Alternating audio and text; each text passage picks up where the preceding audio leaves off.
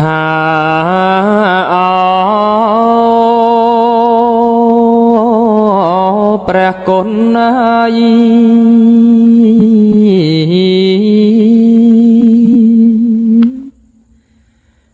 មិនយូរឡើយ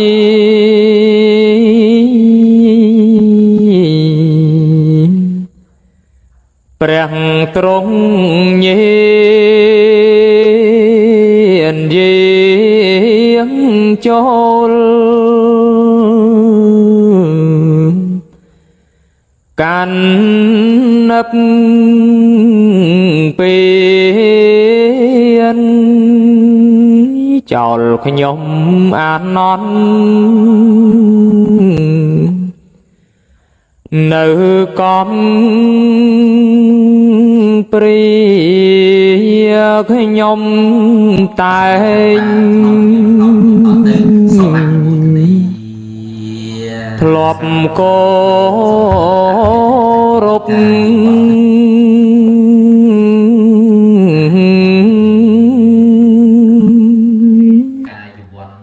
ទាំងថ្ងៃយប់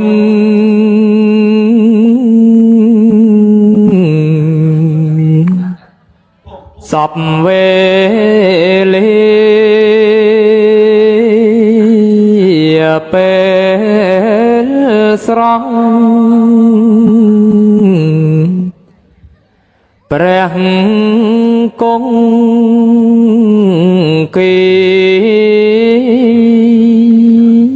អនន្តធានី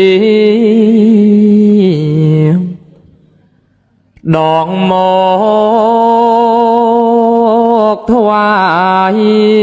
កន្លែងតែនស័យយ៉ាង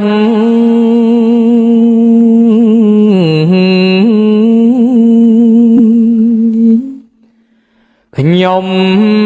បងច្រាស់